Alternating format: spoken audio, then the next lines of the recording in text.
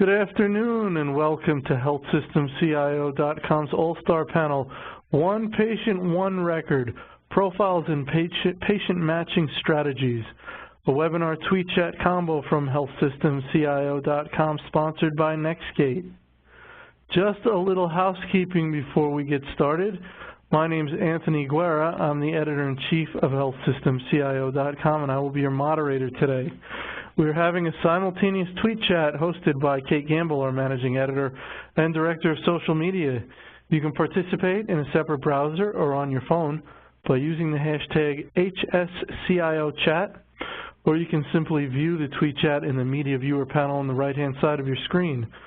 We'll also be using the Q&A panel, which you can use to submit questions that occur to you at any time during the event. Leave the default set to all panelists.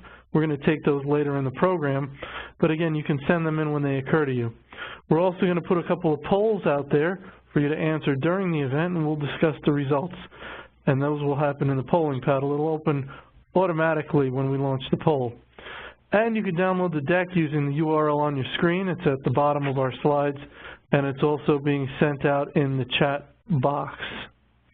Just so you see how we're going to spend our time today, we're going to have our panel discussion and go about 35 minutes with our featured panelists, Eric Raffin, CIO, San Mateo County Health System, Fernando Martinez, SVP and Chief Digital Officer with the Texas Hospital Association, and Dan Cidon, CTO with NextGate. So we can jump right into our questions. Eric, let's start with you. Can you give us an overview of your organization? Sure, thanks, Anthony, and good morning, good afternoon, everyone. The San Mateo County Health System is one of 16 public health systems in the state of California, which means we're alive and well in the safety net. But we also provide, in addition to direct delivery of healthcare services, a number of regulatory and oversight functions which span from everywhere from services to seniors, disabled kids, all the way to the inspection process for restaurants and other public facilities to make sure that all of the county residents have a safe environment in which to live their lives. Very good. Fernando? Anthony, thank you. Pleasure to join you today. I very much appreciate the opportunity to have the Texas Hospital Association participate. The Texas Hospital Association is a trade organization. We represent approximately 500 acute care hospitals in the state of Texas.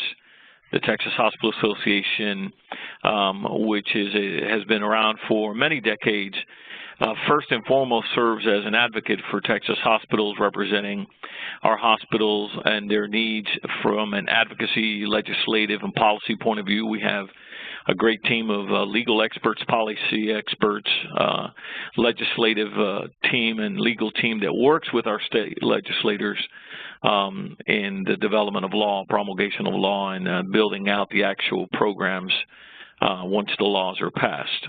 Appreciate the opportunity to be here. Very good. Dan, a little bit about NextGate. Sure. Thank you, Anthony, and thanks everyone for taking some time out of their day to listen to the webinar. NextGate started out around 2005, and we've had our focus really completely on the healthcare identity management space, and by that I mean being able to create a unique identifier for patients and providers of care. We've also since then been working on the relationship between patients and providers, and hopefully we'll get a little bit to that during the webinar today, because that's kind of an interesting topic. You know, in a nutshell, we look at what we offer for customers like San Mateo and Texas Hospital Association as a kind of foundation for patient analytics and data exchange, and I look forward to today's discussion. Thank you. And Dan, I don't have it on your picture, but I believe you are also the co-founder of the company? Yeah, that's correct. That's correct too. And myself and two other crazy fellows in California decided to create NextGate, and we've grown it substantially since then. In fact, we have about 150, over 150 installations in the U.S. and 220 million lives that we cover. So it's a bit humbling from our origins to where we are today. Very good. Very good. Well, thank you, Dan. Okay, Fernando, let's start off with you on this one. Define patient matching. Why is it still such an issue, and are the challenges based in technology, workflow governance, adoption, or business-related, or, of course, all of the above? Yes, it's probably closer to more of all of the above than any one particular thing. I think patient matching, the way I define patient matching, and especially that appeals to individuals that are involved in technology, of course, is the ability to normalize patient identity across disparate sources of data.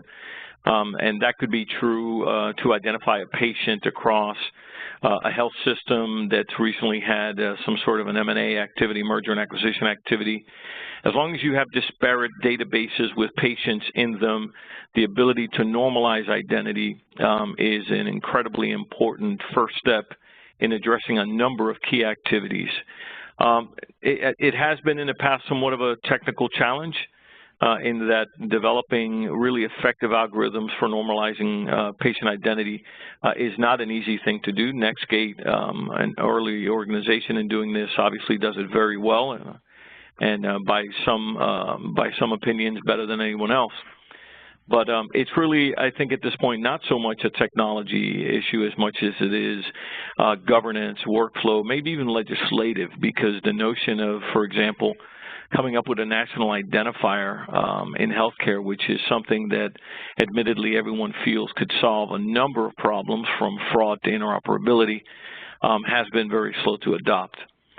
So I think that we're moving towards a point in time when a lot of these issues are going to be really rendered as simply ineffective or inconsequential, because as the digital footprint grows and our need to be much more efficient, one of the logical places to drive efficiencies in our ability to be able to match our patients effectively in order to provide safer care, higher interoperable care, and a lower cost of care. Very good. Thank you. Eric? So I think Fernando did a great job. I would echo pretty much everything he just said about patient matching. I think maybe something to complement that is we're in a business that is, if not already there, moving away from the providers of service being at the center of our mission and our goals and our work, especially the work, but it's the person. It's the person we're providing the service to. And I view a lot of the challenges that we face with client matching squarely in the governance space because the systems that are required are not shiny and they're not something that folks see every day. But for us, in the infographic I frequently use to describe sort of the house that our electronic and digital workplace is built upon, is ensuring that we have that single best record across every system, whether that be a health information system, a social services information system, or where we're branching out and trying to reach out to the criminal justice space and in other areas where the continuum of services that we provide touches more than, say, just the traditional healthcare delivery model. And as such, we have to have a lot of other engagement with business partners who traditionally haven't been involved in the space of identity management. They haven't needed to be. And their systems were never really designed to participate in any sort of person or client matching environment. So a lot of challenges for us, but the technology solution we have today is superb, and that just makes it easier for me to spend more time on the governance and the relationship building that we need to do at the business level to ensure that we really are providing that single best record. Dan, I want to run, thank you, Eric. Dan, I want to run something by you that Fernando touched on, which is the idea that multiple and disparate systems coming together and you have matching issues. That's definitely true, right? You've got some health systems that they go best of suite, or they've got one main EMR. they don't get away from this, do they? Because it's worse the more systems you have coming together, but you never truly have one system isolated on an island, and even then you have people you know, with the same name, and you may have certain issues there. But if you want to take us through that, the severity of the problem and how it grows based on the complexity of the architecture or the applications coming together. Yeah, no, absolutely, Anthony. So, you know, we do sometimes still run across prospects as we talk about our product set that feel that perhaps the ultimate solution for them is to put a single type of system throughout their organization, or to use the dominant system in the organization as essentially as the enterprise ID generator.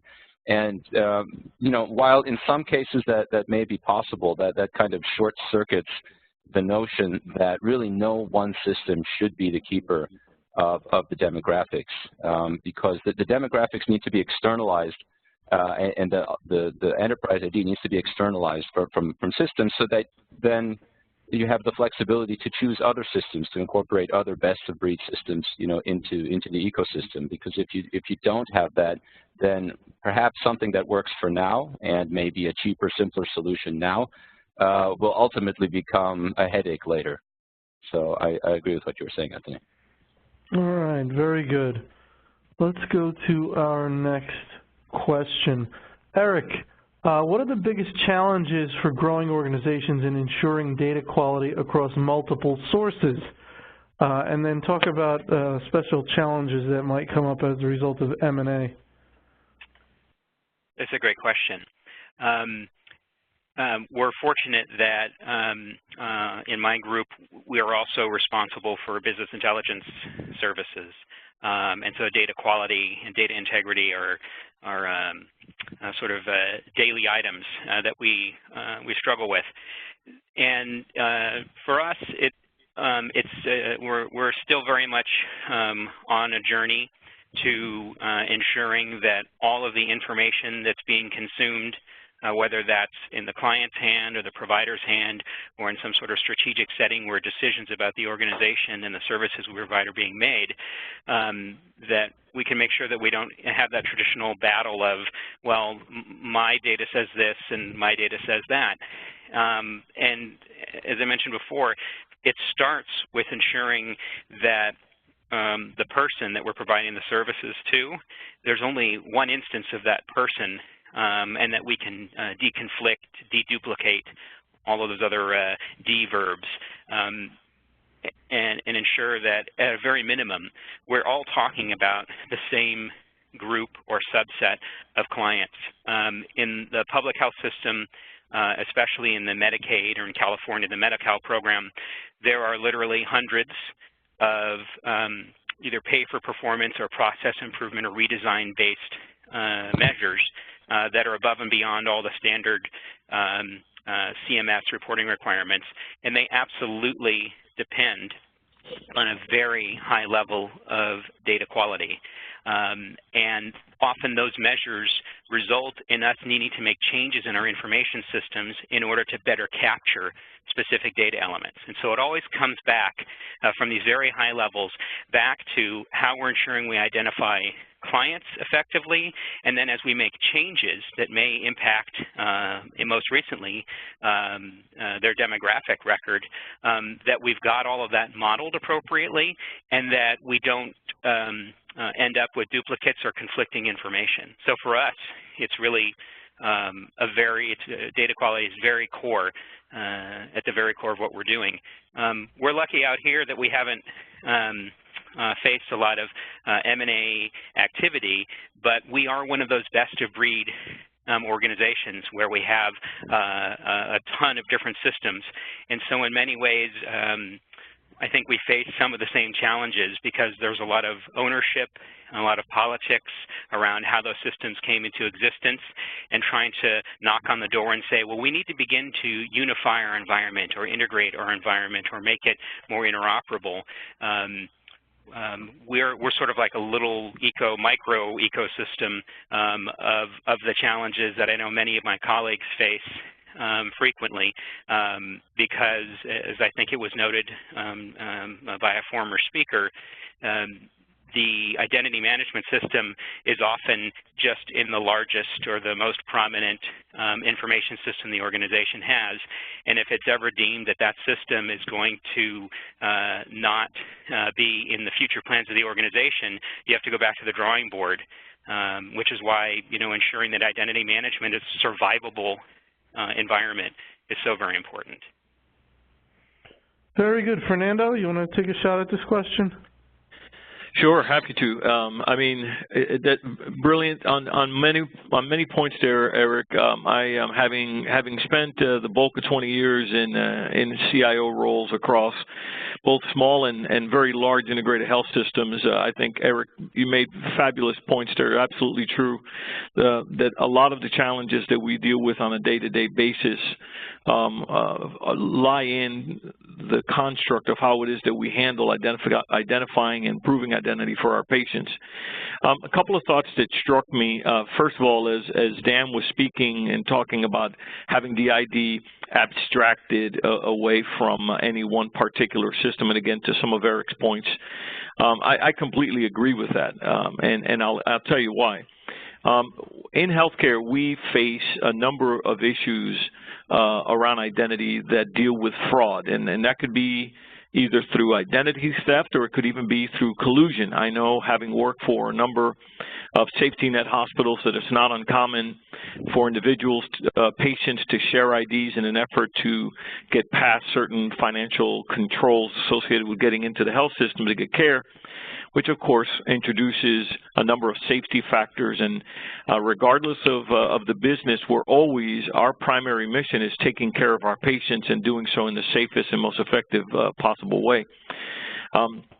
The question that you asked, which speaks to, what is the issue? In my opinion, the two big issues that we deal with here are governance and adoption. Across disparate systems, the ability to get a level of consensus and to agree on who is the source of truth, which data system's version of demographics is the source of truth.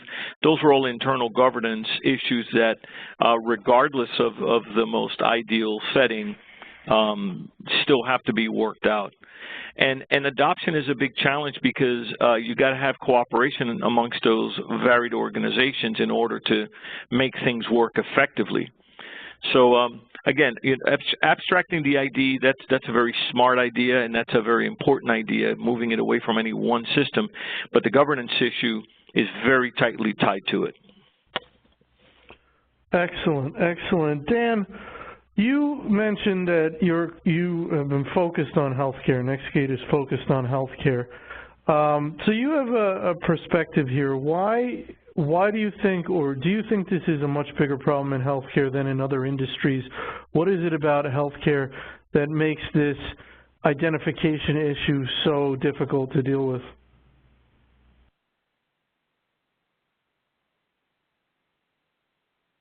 Dan?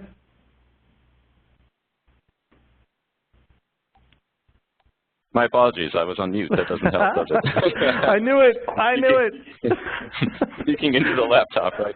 I was going to say that I don't want to repeat some of the things that Eric and Fernando made regarding governance and figuring out the source of truth and things like that. I completely agree with that, and I think from the perspective of why is it more difficult perhaps in healthcare, I think integration is a huge part of this because all of us at NextGate really started our lives in the integration space, and we look at the EMPI and patient matching as very much an integration problem. You have all of these complex systems transmitting all sorts of interesting clinical information between themselves. And, the standards around, and I know we'll get to potentially a few questions around this topic, around, the standardization and interoperability, but I think that, a big challenge has been the fact that this industry has been slow to adopt some of these standards, and that creates all sorts of barriers. So, part of our products that really is a big component of it has to do with getting the data in and out of the system, because while figuring out what's a match and what's not a match is a huge problem in and of itself, it's kind of irrelevant if you cannot figure out a way to easily bring on different sources and communicate the identity and the demographics and the single best record and all of that kind of thing, to systems external from the MPI. Very good. All right, we're going to go with our first poll question. So let's open the poll here. Should see that. Oh, I'm sorry. We want to open this poll. All right. Well, let's go with this poll here. Okay. One moment. There we go. Which of the following is the biggest challenge for patient identity? Integration, record matching, process change, or data quality? So we're talking about the biggest. If they're all an issue, just pick the biggest one, and then we will discuss. So take a moment and answer that. We would appreciate it. All right, back to our questions. Eric, how are you approaching the patient matching problem in your health system? Carefully, in one word. So, it was easy for us to look at a traditional electronic health record system that speaks all the right languages and can produce the right messaging back and forth between an EMPI environment for us to be able to basically start creating the environment where we can generate our single best record for each one of the clients that we serve. The other domains that we work within, social services, are tangential connections today with the justice and probation worlds, and ultimately some really exciting work that is just starting to come together that potentially extends our work into the education space. As part of a multi-county collaborative that's underway here in the San Francisco Bay Area. We realize that we not only have to be really great at matching identities, but we have to be really thoughtful about how many potential other systems there are that we want to ingest and then have participate in that patient matching environment. And for us, we knew that out of the box, we had social services, mostly case management systems that, in many ways sort of had incomplete information compared to, because the claiming and the reimbursement process doesn't require quite as much detail, but also had very significant data elements that are not normally captured in the process of delivering traditional healthcare services. So we've kind of gone through all of those environments with a fine-tooth comb to understand where are there data elements, such as is this client conserved, which is not something that you would normally see unless you were told about it, say at a physician's appointment. But in those settings, we have been careful to start identifying and incorporating that information into the single best record for our clients, so that as we approach the exchange of information via, in our case, a health information exchange environment, we're able to enrich not just the clinical bits that travel between the EHRs, but these other very, very helpful social determinants and behavioral determinants of health, these little nuggets of information that would otherwise be unknown. And a lot of that is stored in within the demographic environment for our clients. So for us, it's been a journey of discovery, and as we're getting ready to launch our HIE environment, we're really excited that we have an opportunity to incorporate more information than we ever thought we would be able to incorporate from what is often looked as just straightforward demographics. Excellent. Very good. Thank you. All right, we're going to look at our poll results, and you will see that we have data quality at 35%, which just is in the lead, and beats record matching at 33%, integration at 18%, and process change at 13%. So if we want to consider these as tied, Dan, what do you think of that? The record matching and data quality as the biggest challenge. I think that is good news in the sense that that's what we specialize in, and record matching is a difficult. You know, despite the fact that I made the emphasis on integration, you absolutely have to have a good technology for dealing with statistical matching of records, because there is all sorts of inconsistencies as to how people enter the data, and it is not an easy problem, and it is something that we have dedicated ourselves for many years on.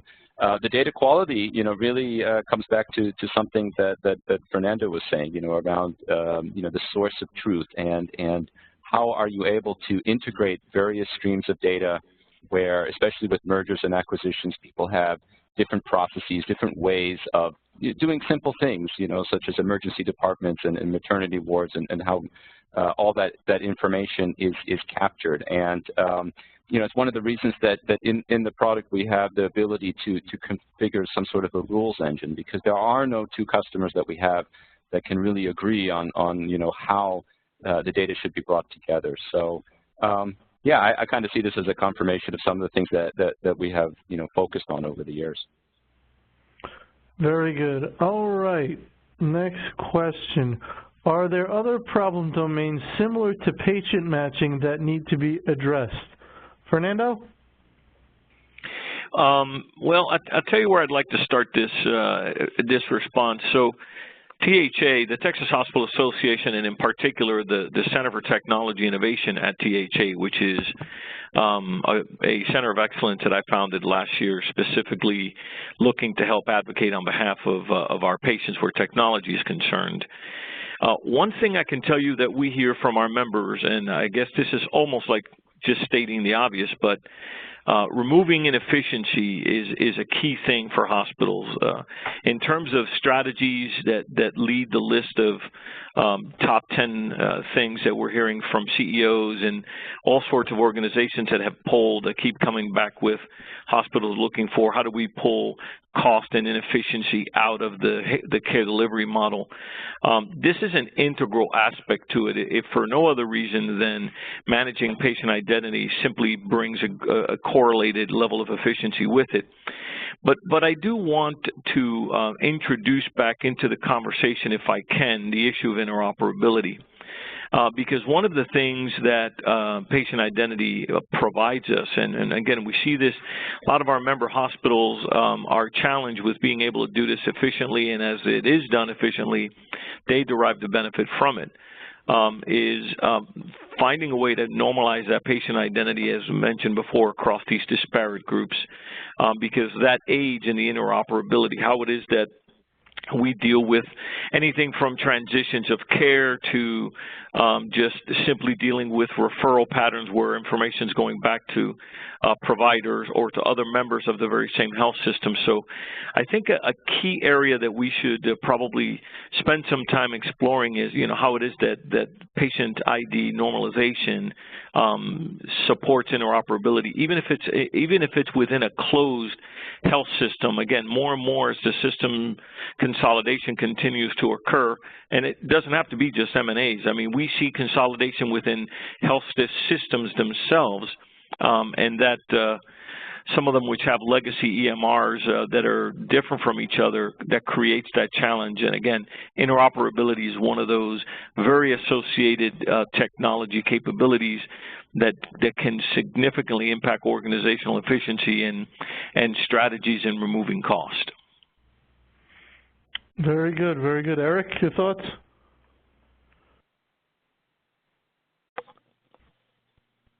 Aha, he's on mute this time. Yeah, Eric, are you on mute? No? All right, let's get your thoughts, Dan. Sorry about that, folks. Did you do it too, Eric? Did you mute well, too? I did, and actually the button on my headset which controls the mute fell off, so I had to pick it up off the floor and stick it back into the headset. So I have a little repair to do later, apparently. That's fantastic. So I'm sorry, but I want to make sure we're still talking about interoperability.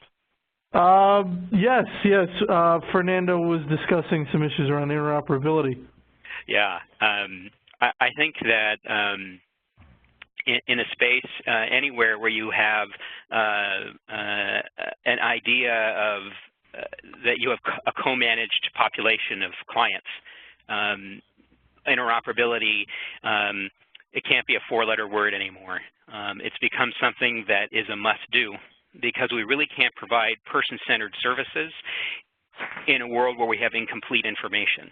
And so the client matching process, is at the foundation of that work. And the interoperability we need to have has really been facilitated by a number of standards.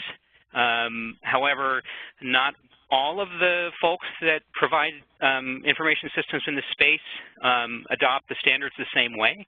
And it's a constant struggle for us to make sure that in our effort to both share as well as consume information from other sources, that we're getting the richest and most relevant information possible. And so that is an issue that I know makes it really difficult to have broad-based information exchange in a state as large as California with so many different large healthcare players, and then so many small ones like ourselves at the county level. Very good, very good. All right, next question. Dan, I'm sorry. Oh, please, go ahead. If I may, just interject a little bit on this particular topic.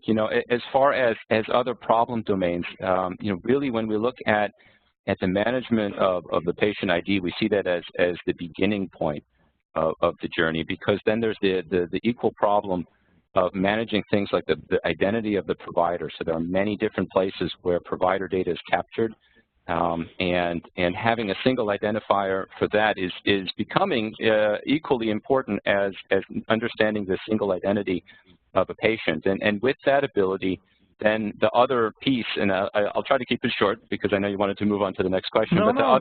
Take your time. The other piece about it is really around the relationship information and being able to master that. So understanding the relationship of different patients to each other.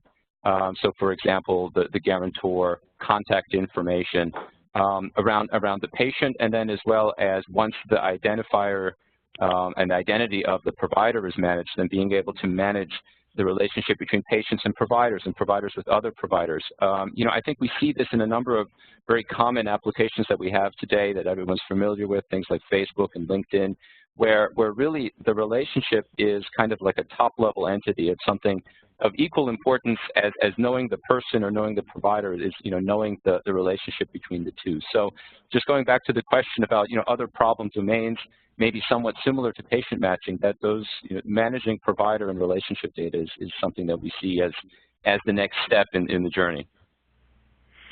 Very good. Well, I appreciate those thoughts. Now I did want you to take a crack at this question as well.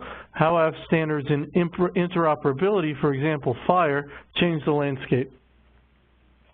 Well, it's been a long journey. I think that going back to the question that was posed earlier, that a lack of standards has kind of resulted in a bit of the mess that we have today in healthcare regarding exchanging information.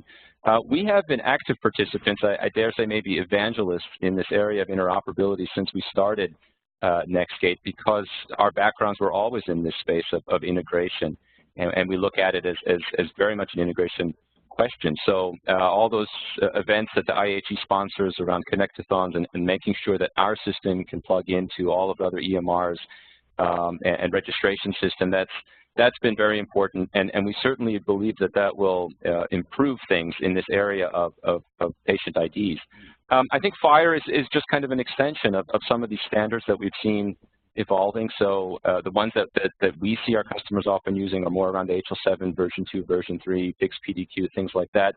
FHIR is now getting to a point where I think that it will really pick up. We are now going to start supporting that as well in our product set. And, you know, where we want to get to eventually, I think, is for people to really look at abstracting the demographics, the identity of the patient from their systems. And the only way that all those systems are going to really be able to do that is to be able to query our system in real time as patients are being registered, and also to be able to feed the information that they capture about the patient at that point of registration to our system. And that is all about interoperability. Very good, very good. All right, let's get to our next poll, and we'll get that open for you. And that has to do with how does your organization view the problem of patient matching? A significant, serious problem, a normal average problem, as so many are, or not a problem? We got our arms around this. We know what we're doing. We got this one.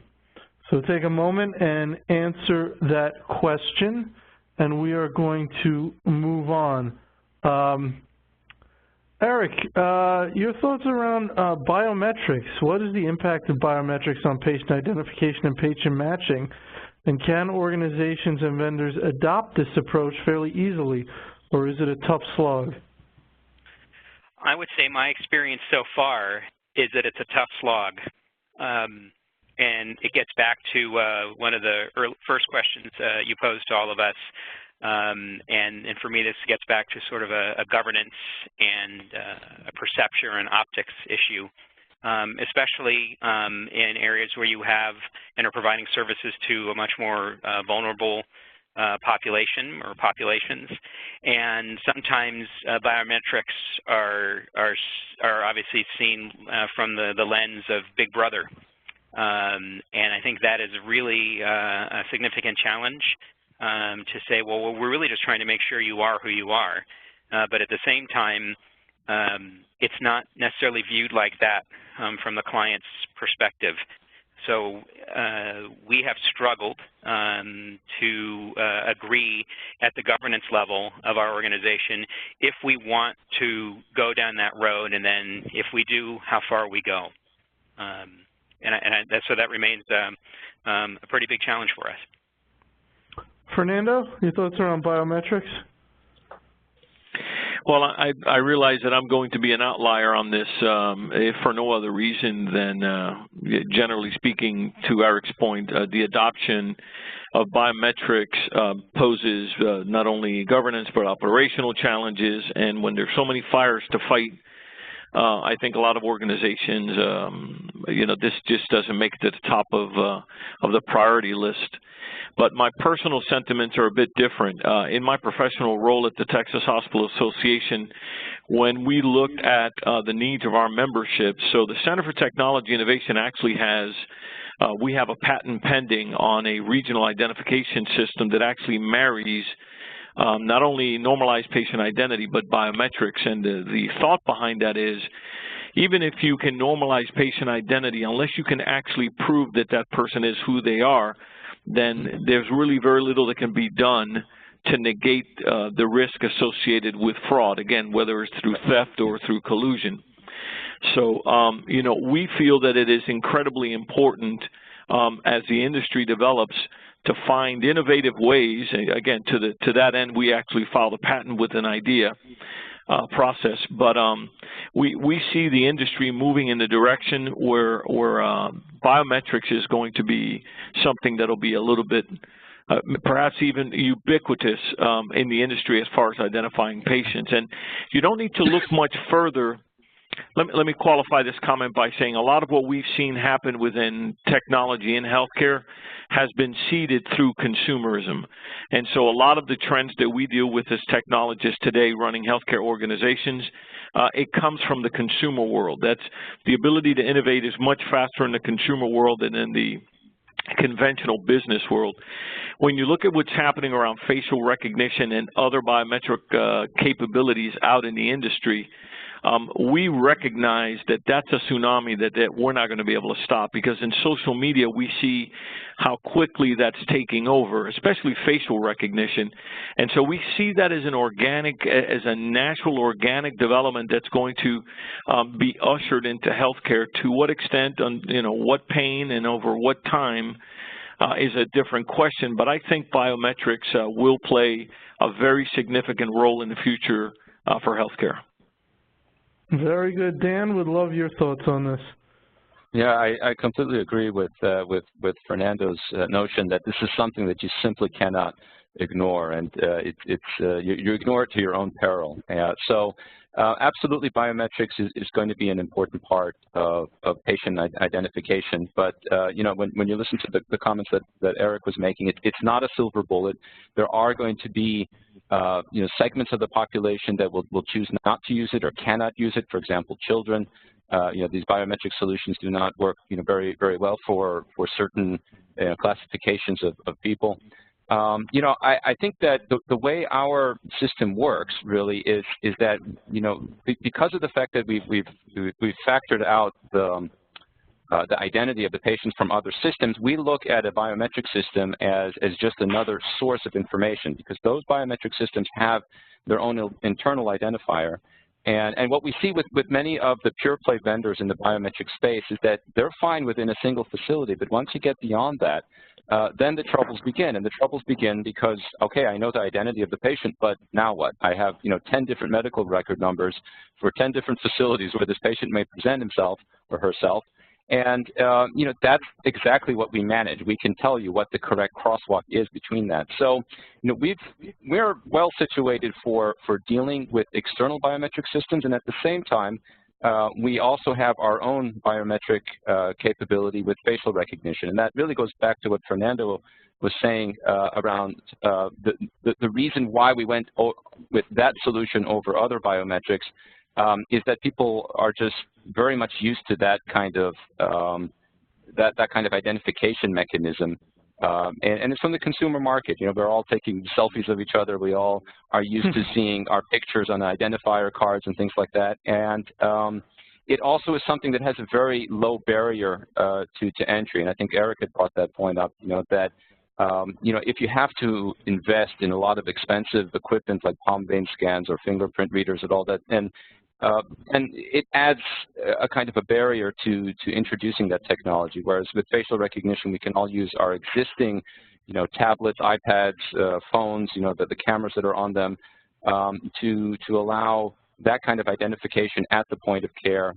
And really, it's that identification that takes you to that 100% mark to know that it's really the patient who's presenting is really the patient you think he is, which addresses the fraud question.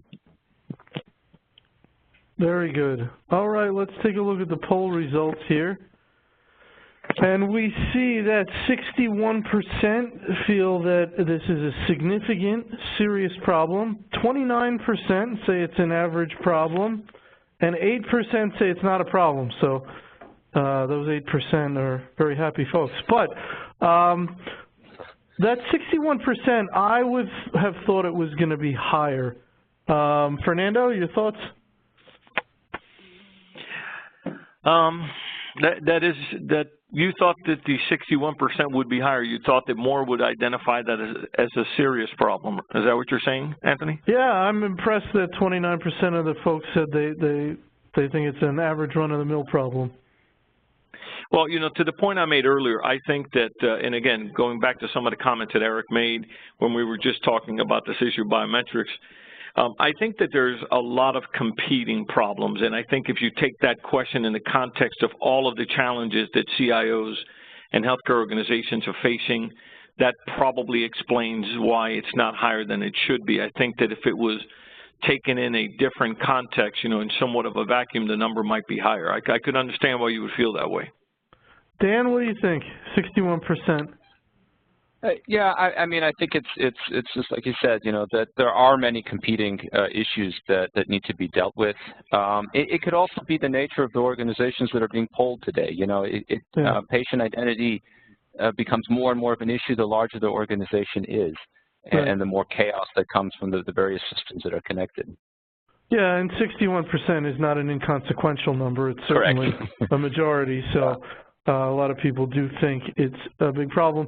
I want to get an audience question in here, and it relates sort of to the biometrics question. Regarding, there are special, and let's get this in front of you, Eric. There are special circumstances in safety net hospitals where patients share Medicaid cards or use fake addresses. How can identity management address this, and can biometrics help? Yeah, well, that's a great question, and that type of fraud definitely occurs.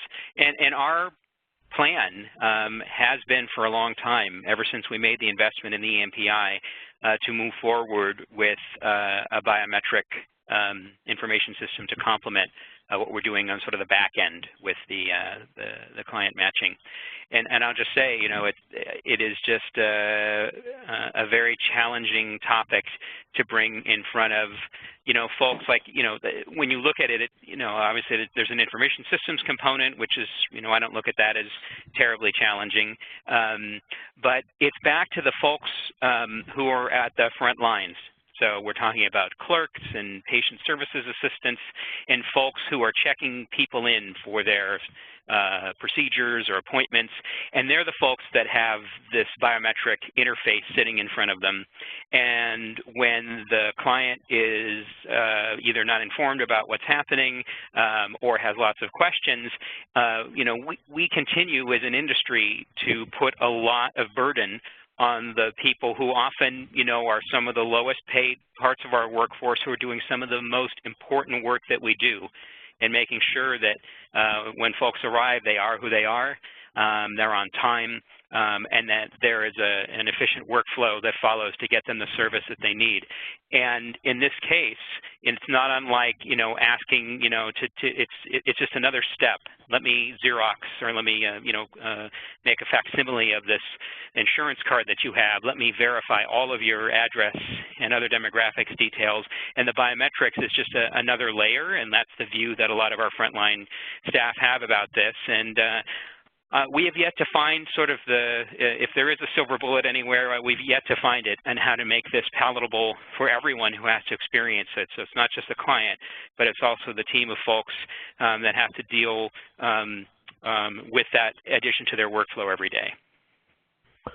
Very good.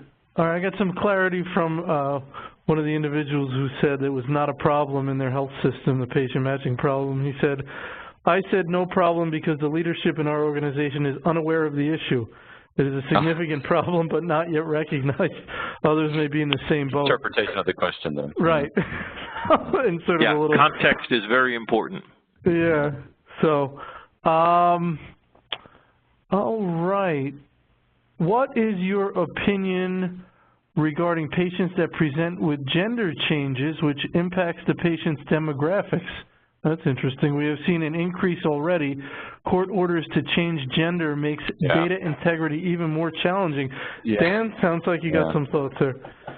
Yeah, we've actually had a number of projects lately where you know, it's important to differentiate the gender beyond just the simple male and female, and you know, fortunately within our application we have a data model that can be easily extended. So things like gender upon birth, versus current gender, and the ability to make it clear whether the change of a gender attribute is really related to a data integrity issue, somebody just put male and meant to put female, or if the patient has undergone a sex change. And there's a lot associated with that whole topic, because usually when that happens, then all of their demographics changes as well, or much of it, right? Sometimes the name even changes. And there are privacy issues regarding that as to who should be able to see that prior name, that prior gender.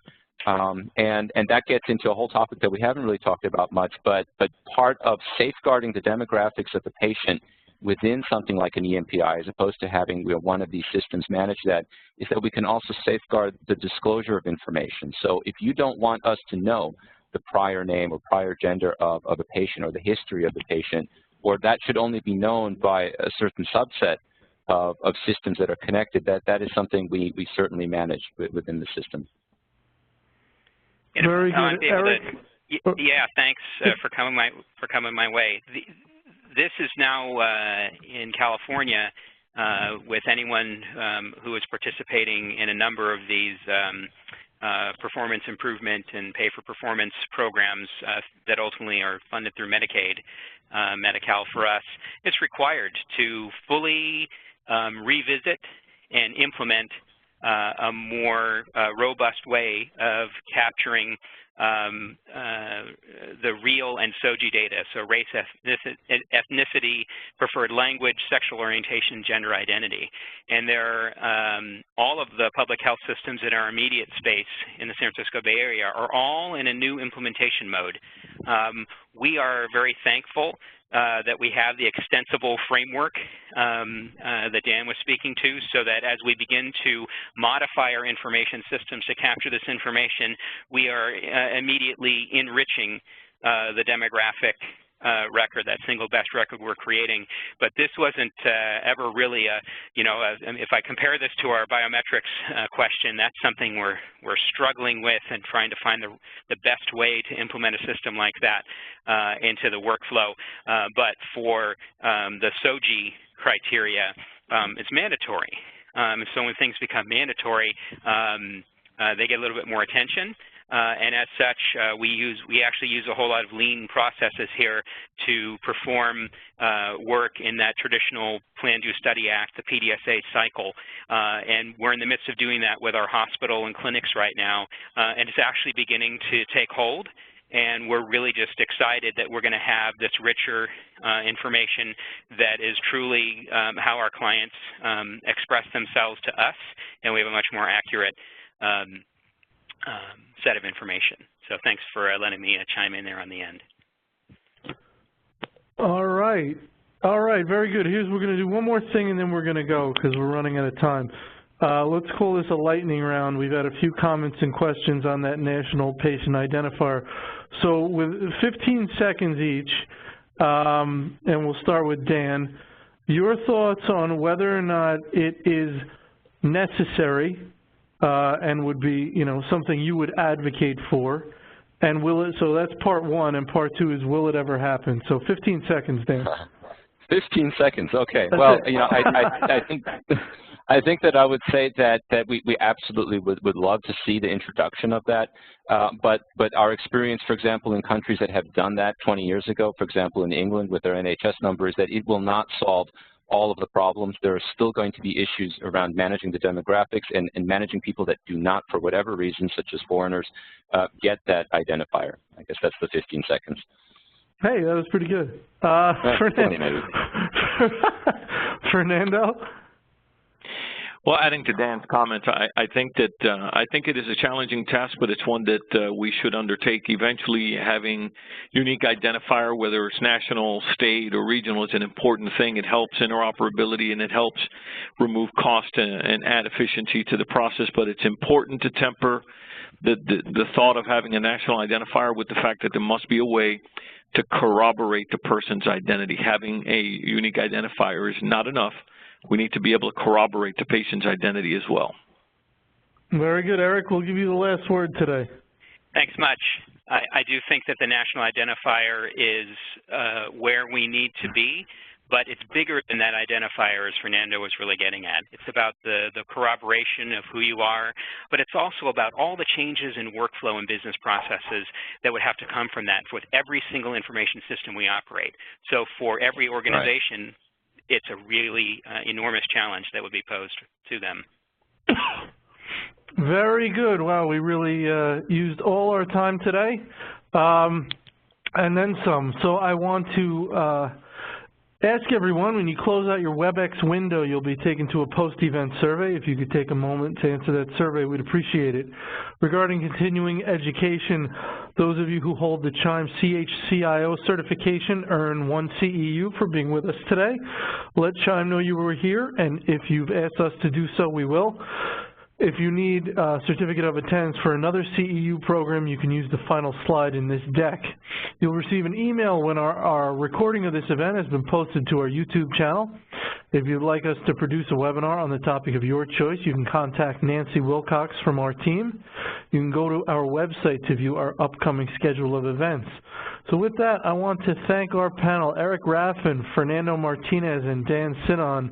I want to thank our sponsor, NextGate, very much for making this possible. And I want to thank you, our attendees, as usual, for joining us. So with that, everybody have a wonderful day. Thank you. Thank you, Anthony. Thank you, Anthony.